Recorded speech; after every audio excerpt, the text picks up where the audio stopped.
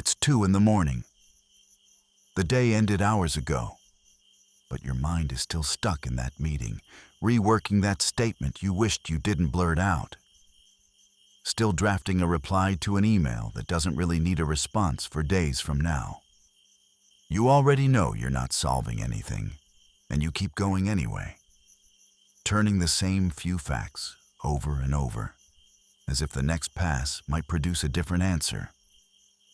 This is overthinking. Nearly everyone treats it as a thinking problem, too much thought, an overactive mind. And that diagnosis is wrong, which is precisely why most advice about it fails to help. Overthinking, properly understood, is not really thinking at all. And once you grasp what it actually is, escaping it stops being a matter of willpower. Real thinking has a destination.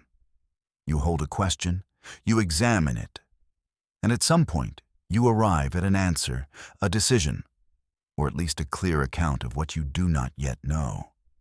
Then it ends. Overthinking has no destination. It is the same question circling without resolution, no matter how many times you return to them. Psychology has a precise word for this: rumination. The word descends from cattle, which bring food back up to chew it a second time. The image is unflattering and exact. You are grinding away at something already digested, extracting nothing from it, simply because you cannot make yourself stop. The researcher Susan Nolan Hoeksema spent a career studying this and found something counterintuitive. People ruminate because it feels like problem solving. It produces the sensation of effort, of working toward a resolution while yielding none. Here is a test. Choose something you have been turning over for days. Now answer honestly. Are you any closer to a decision than when you began? If hours of thought have brought you no nearer to one, you were not thinking. You were ruminating. So why run a process that exhausts you and settles nothing? Because you are not actually pursuing an answer. You are pursuing certainty. Beneath all of it lies a quiet and unreasonable hope that if you can only think it through thoroughly enough, from every possible angle, you can guarantee the outcome, eliminate the risk, and ensure that nothing ever catches you unprepared. The instinct is understandable. The future is genuinely uncertain, and uncertainty is uncomfortable. So you attempt to resolve that discomfort the only way you know how, by thinking harder. But certainty about the future does not exist. No amount of analysis can manufacture it. And because you never find what you are looking for, you keep looking. This is not a malfunction. It is a search that cannot succeed. There is a second cruelty here. You cannot think your way out of thinking. In the 1980s, a psychologist named Daniel Wegner ran a simple experiment. He instructed people not to think about a white bear and to ring a bell each time they failed. The bells scarcely stopped ringing. Suppressing a thought requires holding it in mind so you can keep checking whether it has gone. Telling yourself to stop overthinking is itself a form of overthinking. The harder you push against it, the more firmly you stand inside it. There is a more uncomfortable truth beneath all of this, and it is the one most people would rather not look at directly. Very often, overthinking is not preparation for action, it is a substitute for it. To decide is to commit. To commit is to accept that you might be wrong and will have to live with the result. As long as you remain in deliberation, you are spared all of that. You get to feel busy and responsible without exposing yourself to a single real choice. It is why the most decisive-looking people can stall for months. The endless analysis reads as diligence. In practice, it is a waiting room, a place where you feel as though you are moving while you commit to nothing. An old Buddhist teaching describes the cost of this precisely. When misfortune arrives, you are struck not by one arrow, but by two. The first arrow is the event itself, the rejection, the failure, the loss. That one you cannot avoid. Pain is part of being alive. The second arrow is the one you fire into yourself afterward. The replaying, the cross-examination, the endless commentary on what the first arrow must have meant. The point is blunt. Most of our suffering is not the first arrow. It is the second, the one we draw the bow for ourselves.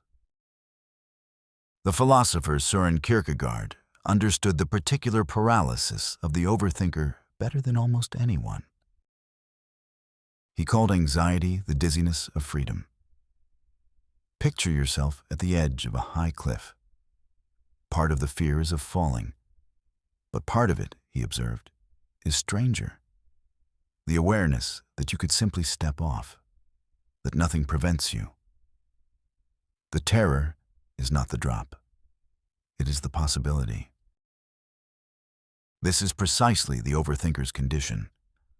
Frozen not by an absence of options, but by an excess of them, each one open, each one to be weighed against all the rest.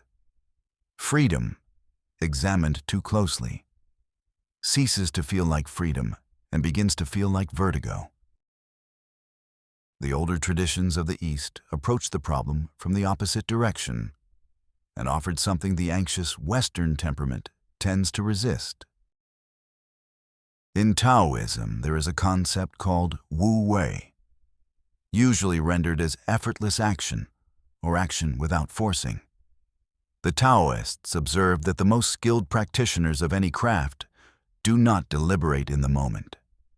The expert does not calculate. The expert acts, and the calculation has already dissolved into the act.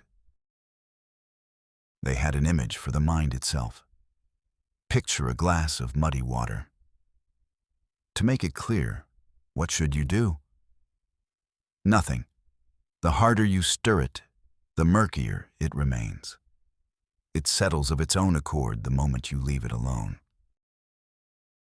When you overthink, you are the hand that will not stop stirring the glass, convinced that clarity is something to be earned through effort. It is not.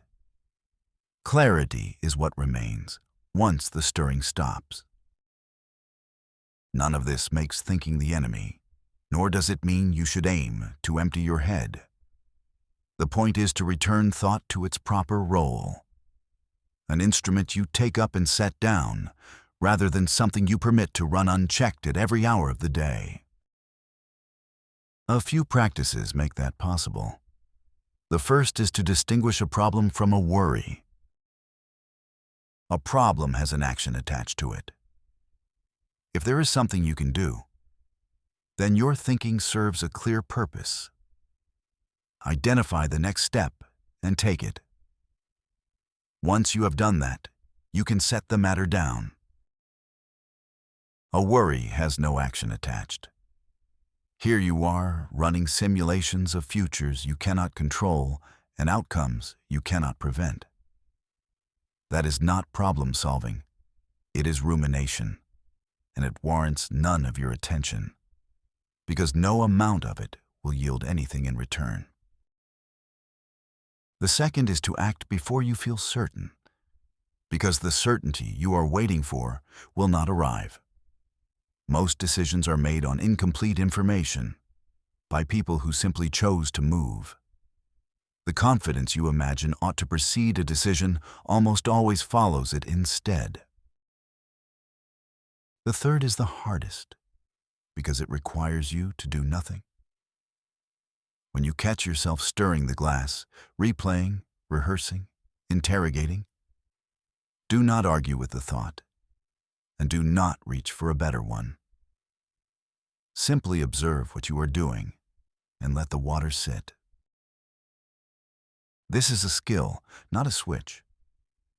You have spent years practicing this pattern, and you will fall back into it. The work is only to notice a little sooner each time, and to climb out a little faster than you did before. Understand what you are actually dealing with, and its hold on you weakens. The 2 a.m. replay is not insight.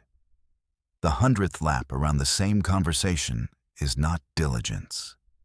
It is a search for a certainty that does not exist, and one you have not yet recognized as hopeless. You do not owe that search your nights. You can allow the conversation to be over. You can decide on the basis of what you actually know. You can leave the glass alone and let it clear. You will tell yourself that this time the thinking matters. That this particular problem genuinely does require one more pass. The argument is enormously convincing. It is also almost always false. Thought is a fine servant and a punishing master. The task was never to think less. It is to recognize when you are merely circling, and to stop believing that the answer lies one more thought away. Make the call, send the message, or do not. Then turn off the light. The water clears the moment you stop reaching into the glass. Out of the blue.